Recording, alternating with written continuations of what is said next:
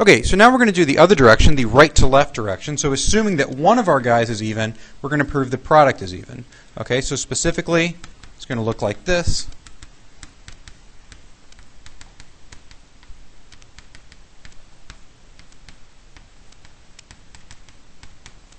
Okay, so specifically, we're going to assume A is even or B is even, prove the product is even.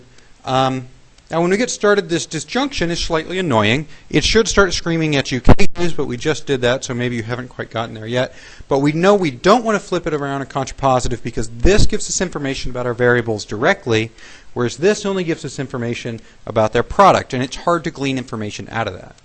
Okay, so we're gonna keep it alone, but now we're going to do this by cases. So we're going to assume that A and B are integers, and A or B is even.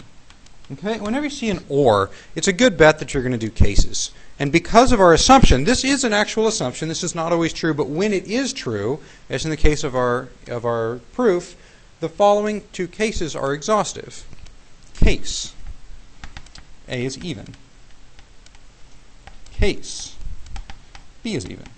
One of these two things has got to happen because that's our assumption. That's what we got to assume, which is what allows us to do our proof. Having assumptions is always what gets us going. Okay, but now we've divided into cases, and just like before, once we've figured out how to approach the proof, once we start from the correct angle, it's almost automatic. So now with this assumption, assume A is even. So there is a K. Again, no significance to these letters. It's just, you know, just pick one. Where A is 2K. Then, I don't care what B is. B could be even, B could be odd, it doesn't matter to me. But AB is 2KB, which is 2 times KB, so AB is even. Which is what we're trying to show, remember? We wanted to show this. Okay, and the other case is almost identical, and honestly, a lot of mathematicians would just say the word similar. And then just call the proof good. I'm not going to do that because we're a little early in your mathematical career for that, but there's going to come a time when you're going to be like, of course it's the same. And it is. And when you write it out, you're going to see that. So since B is even, there is a K. It doesn't matter that we're using the same letter twice because these cases don't interact with each other. There is a K where B is 2K.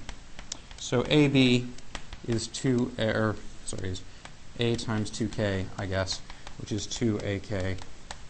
So AB is even. Okay, so in both of our cases, the thing we were trying to prove turned out to be true. And so even if these proofs looked more different, even if these were fundamentally different things that were happening here, which there aren't, but even if there were, we got the right conclusion in both cases, which means no matter what happens, the conclusion is always true. And that's all we need to show. So this is a proof. If A is even or B is even, then the product is even. And basically like how you think it should be.